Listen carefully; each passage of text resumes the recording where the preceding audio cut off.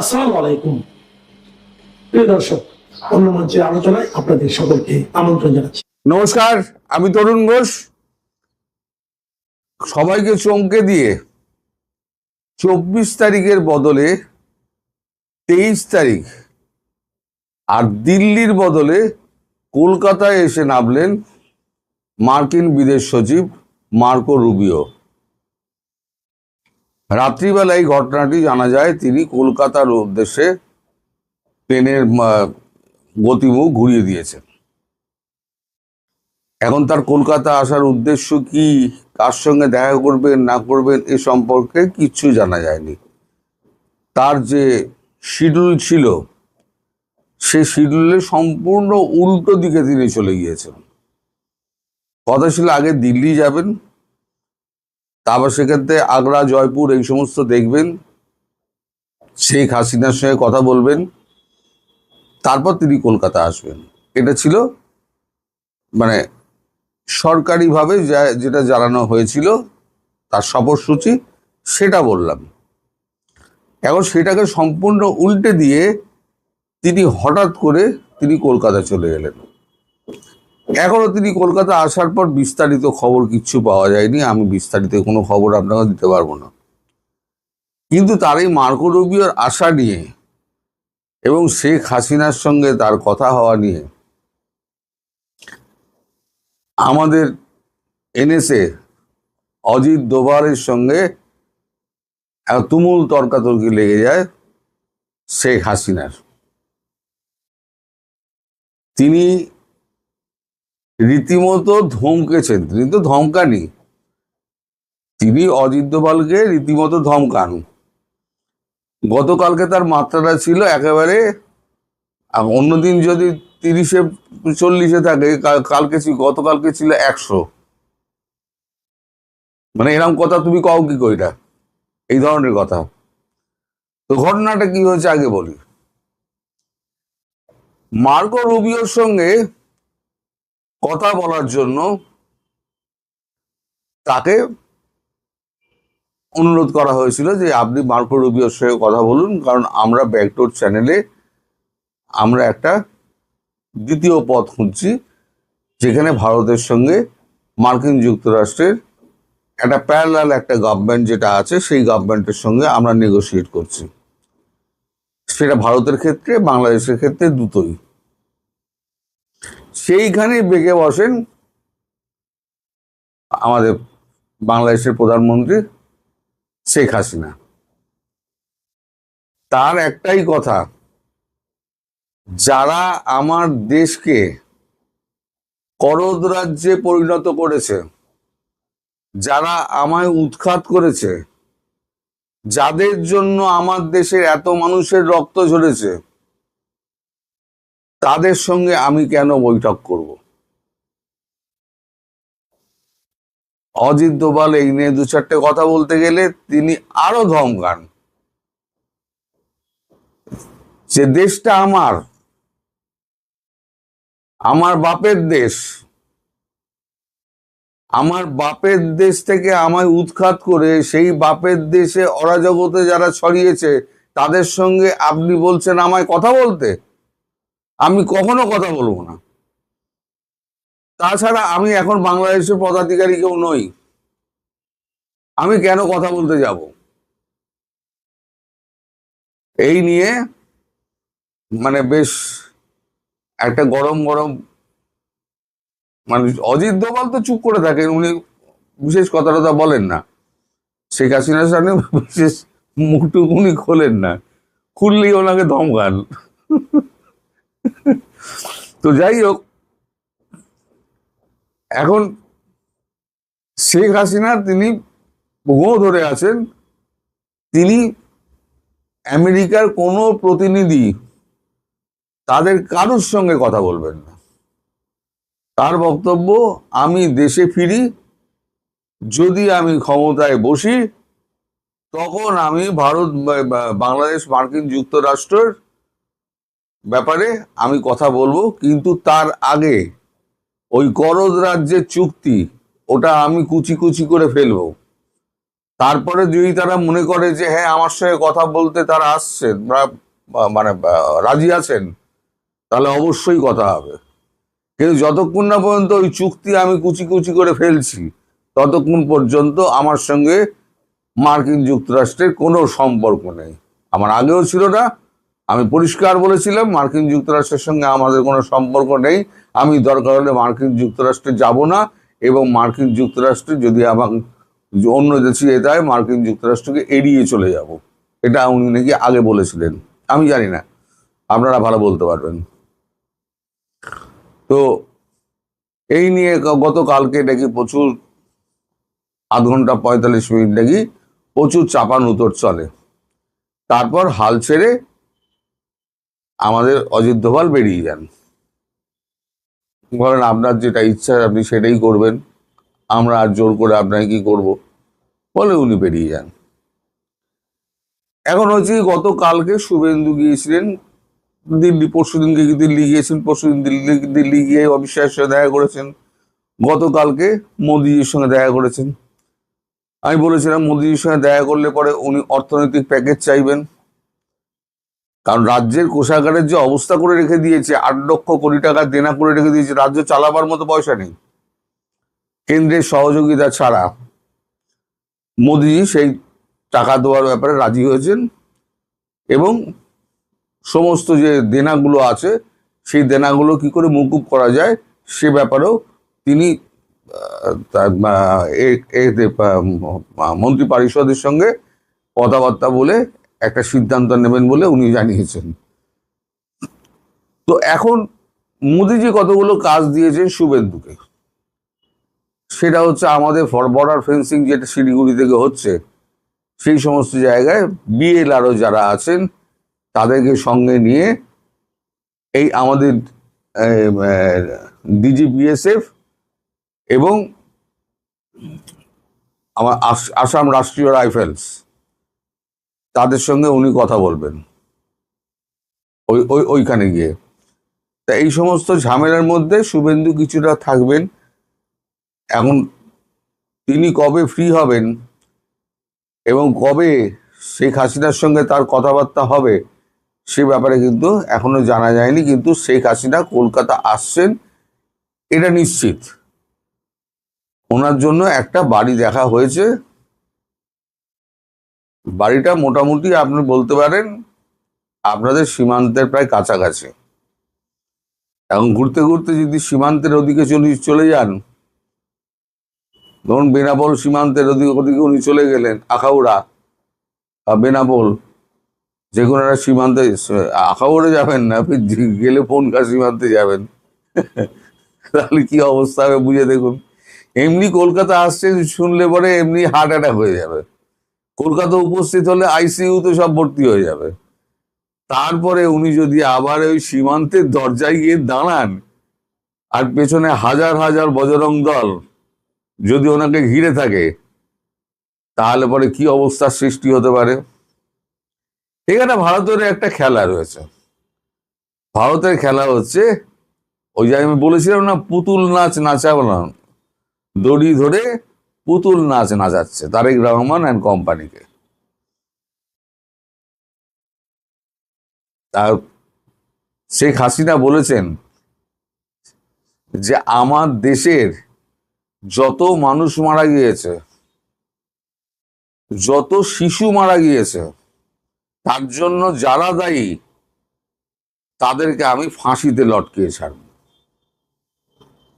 আমি কাউকে ছাড়বো না। আজকে একটা উন্নয়নশীল দেশের একটা তকমা পেতে যাচ্ছিল, সেই দেশটাকে রসাতলে পাঠিয়েছে ইউনুস গ্যাং এবং হচ্ছে বিএনপি, বিশেষ করে তারেক রহমান। ইউনুসকে তো জোর করে ক্ষমতা বসানো হয়েছিল, ঠিক আছে, সেটা মানলাম, কিন্তু তারেক রহমান কি করছেন? তিনি তো পুরো পাকিস্তান আর তার তুর্কিকে তিনি ডেকে আনছেন, যে পাকিস্তানকে আমি মানে আমার মাটিতে পা দিয়ে দিতাম না, সেই পাকিস্তানকে উনি ডেকে এনেছেন। উনি আবার যাচ্ছেন চীনে। এমন প্রধানমন্ত্রী যে 1.5 মাস 2 মাস হয়ে গেল, যার একটা বিদেশ সফর হলো না, তাকে কে মানে? আমি আসছি, এসে আমি দেখাবো মজা, এটা হচ্ছে ওনার শেষ কথা।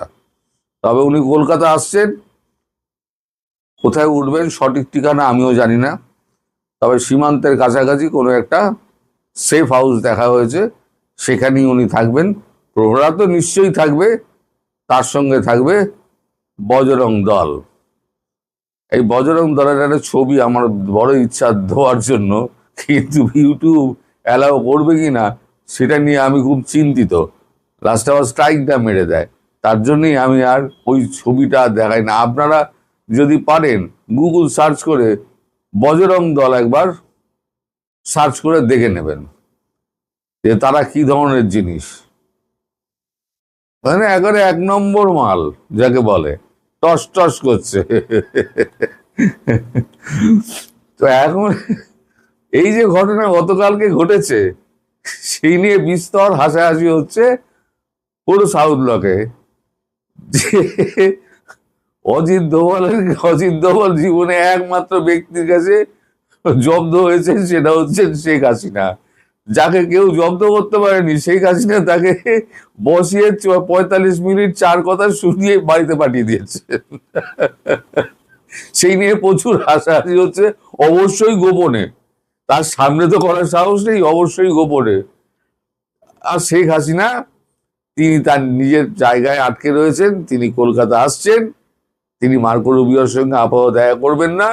এবার যদি মোদিজি মধ্যস্থতা করেন, মোদিজি বাইরে ছিলেন, মোদিজি ফিরেছেন, ফিরেই তিনি ক্যাবিনেট বৈঠক করেছেন, ক্যাবিনেট বৈঠক করার পর তারপর শুভেন্দুর সঙ্গে কথা হয়েছে, এরপর উনি ফ্রি হলে এইবারে তো কলকাতা আসার কারণটা এবার খুঁজতে হবে, যে মার্কো রুবিও কলকাতা আসার যোগাযোগটা কেন, কাউকে না জানিয়ে। তারপরে তো মোদিজি হয়তো শেখ হাসিনার সঙ্গে হয়তো কথাবার্তা বললে হয়তো শেখ হাসিনা রাজি হলেও হতে পারেন। কিন্তু আমার যতদূর মনে হয়, এবং অজিত দোভাল যা রিপোর্ট দিয়েছে, তাতে কোনোভাবেই উনি আমেরিকার কোনো প্রতিনিধির সঙ্গে উনি কথা বলবেন না। আর উনি কথা বলবেন না মানে ওনার মানে উনি কথা বলবেনই না। আর সত্যি কথা, উনি কথা বলতে যাবেন কেন? ভারতেরও তো এটা অন্যায়।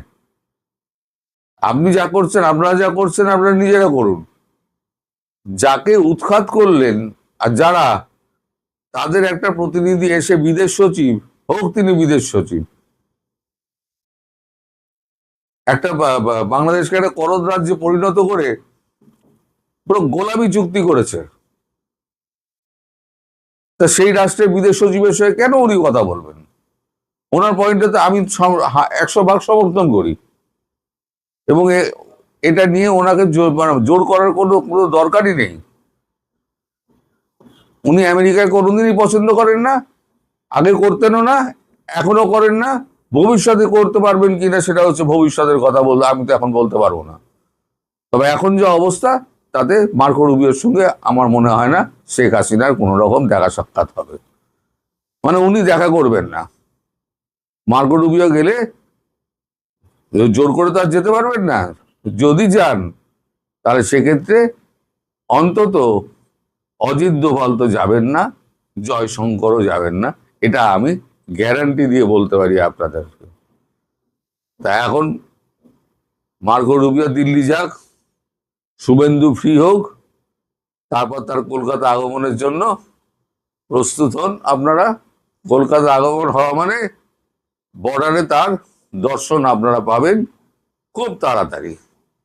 সবাই ভালো থাকবেন, সুস্থ থাকবেন। ল অ্যান্ড অর্ডারের যে অবস্থা, মানুষ হতাশ, বিশ্বাস করতে পারতেছে না যে আসলে এরা পক্ষে থাকবে কিনা। আমরা দেখেছি, আপনি দেখেন, আইনের যদি সঠিক প্রয়োগ হতো, এদের বিচার হতো, তাহলে এরকম ধর্ষণটা মহামারী রূপ নিত না। মাদ্রাসায় বলৎকার নিয়ে দেখবেন টু শব্দটি করে না। আপনি দেখবেন ওই যে শিশুটা মারা গেল, যাকে ধর্ষণ করলো এবং টুকরো করে ফেল, এক মৌলবী নিচে গিয়ে লেখছে যে এত সাজ পোশাক ভালো না। কত বড় বজ্জাত এই মৌলবী, কত বড় হারে হারামজাদা হলে এটা বলে। তার মানে সে বুঝাইতে চাইছে সাজসজ্জার কারণে ওই 7-8 বছরের শিশু ধর্ষিত হয়েছে। মাদ্রাসার ছাত্ররা কি পশ্চাৎ দেশে ওইখানে কি আলকাতরা রাখে মাকে, না ওখানে ফুল চন্দন দিয়ে রাখে, যে নাকি নাকি ওখানে সাজায় রাখে যে তোরা যে বলাৎকার করাস। এই হচ্ছে আমাদের দেশের অবস্থা। আমাদের দেশটাকে আরো পচে গেছে। মানে কেন পচে গেছে বললাম, ক্রাইম সারা পৃথিবীতেই থাকে, তার মানে এই না যে ওই দেশটা পচে গেছে। পচে গেছে এই জন্য বললাম, এই দেশের বুদ্ধিজীবী, কলামিস্ট, লেখক, তারা এগুলো নিয়ে কথা বলবে না। সাংবাদিক, রাজনীতিবিদ এইগুলো নিয়ে একটু শব্দটি করবে না। কত বড় বদমাইশ! কোন দল ব্যক্তি থেকে বলবে না, মানে আর ওই দিকে যাবে না। তার মানে এই না যে তারা ধার্মিক। পৃথিবীর এমন কোন পাপ নাই যে তারা করে না। যারা নিজের সন্তানকে ধর্ষণ করে, এই মুসলমানই তো তারা। আবার ধর্মের জজবা বলে তৌহিদি জনতার দেশ। নিজের কন্যারে ধর্ষণ, যে কন্যাকে ধর্ষণ করে, যার সামনে নিজের কন্যা নিরাপদ না যে সমাজে, সেই সমাজটা পচে যায়নি কি? আবার বলে তৌহিদি জনতার দেশ। লম্বা লম্বা কথা বলবে, বলবে মসজিদের শহর ঢাকা, মাদ্রাসার শহর দেশ। বাংলাদেশের নাম হলো মাদ্রাসার দেশ, মসজিদের শহর। কিন্তু সেখানে ধর্ষণ হয় সেই রকম, সেখানে সবই আবাখোর, সেখানে সব ফেনসিডিল খোর, সব গাঁজাখোর, কোন সময় সুদখোর ঘুষখোর তো আছেই। মানে আপনি কোনো কথাই এদের নিয়ে বলতে পারবেন না, বললে আপনাকে বিভিন্ন ট্যাগ দেওয়া শুরু করবে। ট্যাগ দিয়ে আপনাকে বিচ্ছিন্ন করার চেষ্টা করবে, মূল আলোচনা থেকে আপনাকে আপনার দৃষ্টিভঙ্গি সরিয়ে নিয়ে যাওয়ার চেষ্টা করবে। কিন্তু এটা যে অ্যাকচুয়ালি সে নিজেই করতে, নিজেই খুঁড়তেছে, নিজের খাল নিজেই খুঁড়তেছে এবং নিজে সেখানে ডুবে যাবে নিজেরা, এটা তারা বুঝতে পারতেছে না। আমাদের এই সমাজটা টোটালি পচে গেছে। কোন মানুষ দেশের অন্যায় নিয়ে কথা বলবে না, সবগুলোই সিলেক্টিভ। ধর্মের ব্যাপারে চুপ, ধর্মের যদি কোনো একটু রং পায় সেটা তো বলবেই না। জুতা চুরি হলেও বলবে ভারত দায়ী, জুতা চুরি হলেও, মসজিদের জুতা চুরি হলেও বলবে যে এটা ভারত আসা করছে, র এসে করছে। আপনি তো জানেন, আজকে বলেছে একজন, কালকে বলেছে যে এই বাংলাদেশ নাকি ধর্ষণ, এটা নাকি র করায়। কত বড় বজ্জা! তাও আর এক পাহাড়ি বলেছে এই কথা, শিবিরে যোগ দেওয়া পাহাড়ি। তো এই হচ্ছে আমাদের দেশের অবস্থা। আমাদের দেশের কোনো আমি আর সম্ভাবনা দেখতেছি না। এই দেশের মানুষ, তারা দাবি করতেছে নিজেরা নিজেরা তৌহিদি জনতা, কিন্তু আমরা কি দেখতেছি? এগুলো সবচেয়ে ইতর, অসভ্য, আয়নাও যে কাজ করে না তারা সেই কাজ করতেছে। আবার কথা কথায় বলবে শরিয়া দরকার, শরিয়া দরকার। মানে এই দেশের মানুষ মদের গ্লাসে মদ ঢালতে ঢালতে বলে যে শরিয়া আইন চাই। আমি তাদের চিনি। এই হচ্ছে এই দেশের অবস্থা। আপনি দেখবেন বারে যারা মদ খায় ঢাকা শহরে, অধিকাংশের সাথে প্রশ্ন করবেন, বলে আমরা তো শরিয়া আইন চাই। মদ ঢালতে ঢালতে আপনাকে শোনাবে আর শরিয়া আইন চায়, কিন্তু থাকতে চায় আমেরিকায়, কানাডায়, অস্ট্রেলিয়ায়। এরা কাবুলেও যাবে না, আর সৌদি আরব তাদের জায়গায় দিবে না, কারণ মিসকিন কে জায়গা দেয়? আফগানিস্তান আর পাকিস্তান আছে এদের জন্য খালি, একটাও কিন্তু। এরা হলে জামালপুরে পাগলা। দিল মে, এদের দিল মে হচ্ছে পাকিস্তান, মগজ মে আফগানিস্তান। কিন্তু যেতে চায় কোথায়? আমেরিকা, কানাডা, অস্ট্রেলিয়া, ইউরোপ এবং জাপান। এরা জামালপুরে পাগলা। এরা নিজেরা বলবে শরিয়া আইন খুব ভালো, কিন্তু শরিয়া আইনের দেশে গিয়ে বাস করে। ইরান যায় না কেন? এরা শরিয়া আইন চাই, ইরান তো শরিয়া আইন, ওরা যায় না কেন? সৌদি আরব জায়গা দিবে না, কিক মারবে মিসকিন বলে। দুবাই জায়গা দিবে না, কিক মারবে মিসকিন বলে। কিন্তু ইরানে তো যেতে পারে। বাংলাদেশে তো খোমেনির পোলাপানে গিজ গিজ করে, তেহরানের কোষায়ের চেলায় ভরপুর, তো যায় না কেন? তুই একটা ইরানে গিয়ে বসবাস করুক, যাবে না। কিন্তু এগুলো সব জামাল করে পারে। আমার এই আমাদের মহাসার আসিফ সার, তিনি মানে মিথ্যা কথা। বাংলাদেশে আমি একটু প্র্যাকটিস করতেছি ইদানিং এদের দেখে মৌলবী আর বাংলাদেশের এই মুহূর্তে যারা যারা এই যে রাজনীতিবিদ আছেন, তাদের কাছ থেকে মুখস্থ করতেছি। কোনোদিন যদি রাজনীতিতে যোগ দিয়ে এরকম মিথ্যা কথা বলা শিখতে হবে, তো আমি চিন্তা করতেছি কিভাবে বলবো, ঠাড়া বাড়া মিথ্যা কথা কিভাবে বলবো। এটা জামাতের কাছ থেকে শিখতেছি, আসিফ সার, আমাদের উপদেষ্টি, এদের কাছ থেকে শিখতেছি। যদি কোনোদিন চান্স পাই এগুলো কাজে খাটাবো আর কি। মিথ্যা কথা না বললে তো রাজনীতিবিদ হওয়া যায় না। আর মৌলবীদের কাছ থেকে মিথ্যা কথা শেখার জন্য আরো ভালো জায়গা, উত্তম জায়গা। আর সকালে বলে বিকালে বলে বলি নেই। জামির হারামজাদা একটা আছে না, কিছুদিন আগে কিন্তু বলেছিল যে শেখ হাসিনার কথা যারা না বলবে, প্রশংসা না করবে, তার বিরুদ্ধে তারা জাহান্নামে যাবে। আবার সেই বলেছিল তার বাপ দাদা 14 বংশ আওয়ামী লীগ করে, এখন আবার বলে তারা নাকি কোনোদিন আওয়ামী লীগ করেই নেই। আপনাকে শিখতে হবে মিথ্যা কথা বলতে। যে যত মিথ্যা কথা বলতে পারবে সে তত বড় এমপি হবে, মন্ত্রী হবে এই দেশে, সম্ভব। আমরা আজকে শেষ করবো ফরিদ ভাই, আর কিছু যুক্ত করতে চান আজকে? আসলে বাংলাদেশে যে বললাম, বাংলাদেশের প্রতি এখন আমার আর, বাংলাদেশের এখন আমি কোনো ভবিষ্যৎ দেখতেছি না যে হারে। তারপরেও আমাদের চেষ্টা করে যেতে হবে। আসেন আমরা সবাই মিলে দেশকে সোনার বাংলার দেশকে সোনার বাংলা বানানোর চেষ্টা করি। এই দেশ যেন ধর্ষকদের না হয়, বলৎকারীদের না হয়, স্বাধীনতা বিরোধীদের না হয়, আমাদের বাংলাদেশটা যেন বাঙালি এবং বাংলাদেশিদের থাকে, সেই দিকে আমরা কাজ করে যাব। এইদিকে আপনাদেরকে এই কাজ করার জন্য আহ্বান জানাবো, সেইভাবে কথা বলেন, কাজ করেন। কারণ আমরা একা বললে তো হবে না, আপনাদের সজাগ দৃষ্টি রাখতে হবে, শুধু দল কেনা হয় আপনি না। আজকে লিখেছেন হচ্ছে শয়তান যখন কোনো ভালো কাজ করবে তখন ধরে জি, নেবেন যে সামনে আর কোনো ভয়ানক বড় শয়তান করবে। জি, এটা কেন এটা সত্য, লিখেছেন এটা আপনি? এটা আমার কথা না তো, এটা বলেছিলেন অনেকে, আমাকে দেখে গালাগালিও করছে কিছু মুমিন এসে, কিছু মৌদুদি, মগা মৌদুদির উম্মত, মানে যারা জামাত করে তাদের আমি আবার আবার আবার ভুল বুঝেন না, যারা জামাতে ইসলাম করে তাদেরকে আমি মগা মৌদুদির উম্মত বলি। তো মগা মৌদুদির উম্মতরা সেখানে গালাগালি করেছে। এটা বলেছে ইসলামের চতুর্থ খলিফা হযরত আলী, আমি বলি নাই। তিনি বলেছেন যে শয়তান যত ভালো কথা বলুক তাকে বিশ্বাস করিও না, তাকে থেকে দূরে থাকবে, কারণ সে আরো বড় শয়তানি করবে পরে। তো পাকিস্তান যখন হঠাৎ করেই যে আপনার বাবরি মসজিদ রোডকে বানাইলো জেল রোড, হঠাৎ করেই দেখলাম যে ইসলামনগরকে বানাইলো কৃষ্ণনগর, এত বড় একটা কাজ, এটা তো ভয়ঙ্কর ব্যাপার, অবিশ্বাস্য। এটা পাকিস্তানের চরিত্রের সাথে যায় না। আর শয়তান তো এত ভালো কাজ করতে পারে না। আমার এলাকায় একটা জায়গা আছে, নাম সরিষাবাড়ি থানা, একটা জায়গার নাম রামনগর, আমার খুব পছন্দের জায়গা। আমি সিমলা বাজারে বরং কম আড্ডা দিতাম। আমাদের পাশের জায়গা, পাশের মানে উপশহর, আমাদের সরিষাবাড়ি দুইটাকে উপশহর ধরা হয়, একটা রামনগর আর একটা হচ্ছে সিমলা বাজার। আমি সিমলা বাজারে, রামনগরের নাম কি জানেন এখন? আরামনগর। তো কোনো কারণে যদি এই রামনগরকে আরামনগর করতে যায় কেউ, সে তো এলাকায় ঢুকতে পারবে না। মানে বাংলাদেশে নিজের, মনে করেন আমাদের সরিষাবাড়ি কেউ এমপি হইলো, সে বললো এটার নাম রামনগর ছিল আগে, এখন রামনগরই থাকবে, এই নাম পাল্টাও আরামনগর থাকবে না। আমার ধারণা তার দলের লোকই তাকে পেটানো শুরু করবে। তো সেই জায়গায়, পাকিস্তানের মতো জায়গায় ইসলামনগরকে বানাইলো, ইসলামপুরাকে বানাইলো কৃষ্ণনগর।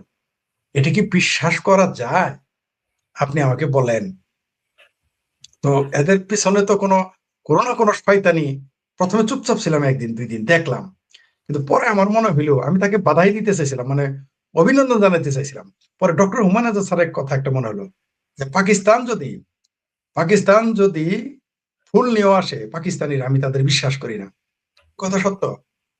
সুতরাং তারা যখন এগুলো পরিবর্তন করতেছে, এর পিছনে বড় কোনো বদমাইশি আছে। এটা আমরা খুব শীঘ্রই দেখতে পারবো যে কি ধান্দা তাদের আছে। আর সবচেয়ে বিস্ময়কর ব্যাপার, আপনি কোনো মৌলবীকে প্রতিবাদ করতে দেখেছেন পাকিস্তানে? কোন পত্রিকায় তারা ছবি পেয়েছেন? কিন্তু এর চেয়ে ছোটখাটো বিষয় হলে তারা গোলাগুলি, মারামারি, কাটাকাটি, তারা মসজিদের মধ্যে প্রতি শুক্রবারই ধামাকা করে। তারা টু শব্দটি করলো না, দাল মে কুছ তো কালা হায়। এটা খোদ ভারতে ঘটলেও তো তখন মিছিল মিটিং শুরু হয়ে যেত, এরকম ঘটনা। বাংলাদেশে মিছিল মিটিং করতো, আর সেই জায়গায় খোদ পাকিস্তানে এত বড় ঘটনা ঘটলো, কেউ কিছু বলে না। দাল মে কুছ তো কালা হায়, সেই জন্য বলছে যে শয়তান যত ভালো কাজ করুক বিশ্বাস করা যাবে না, সে আরো ভয়ঙ্কর রূপে ভয়ঙ্কর শয়তানি কাজ করবে, বড় শয়তানি কাজ করবে বলে সে ছোট ছোট ভালো কাজ করে। এই জায়গায় ফরিদ ভাইয়ের কাছে প্রশ্ন, 3টা ধর্ষণ হলো, একটা শিশু মারা গেল, এটা নিয়ে জামাতিতে এদের মাথা ব্যথা থাকবে কেন? এদের মাথা ব্যথা তো এদের মাথা ব্যথা হলো 24 জুলাই সন্ত্রাসীদের সনদ নেওয়ার কোনো মাথা ব্যথা নাই। ওই ভাবির পোলারা যেভাবে সুদূর বুদুর করে, ফালাফালি করে, আষাঢ় মাসের ব্যাঙের ছাওয়ের মতো। মির্জা আব্বাসকে তো গালি দিতে দিতে আর কমায় ফালাই দিছে, কমায় পাঠাইছে। আরেকজন বিএনপি নেতাকে তো ডাইরেক্ট বলতেছে মাফিয়া, তারেক রহমানকে গালি দেয়। এই বাংলাদেশেই প্রথম আমরা শুনলাম কোন প্রধানমন্ত্রীকে প্রকাশ্যকে কুলাঙ্গারের বাচ্চা বলে। আমরা এবার দেখেছি কারোর কিছু হয় না। কেন হয় না? দাল মে কুছ তো কালা হায়। এখন সামাদ ভাইয়ের ছেলেকে যদি আমি বলে দেই, এই শোনো, তুমি আমারে যা ইচ্ছা তাই বলো, কোনো সমস্যা নাই,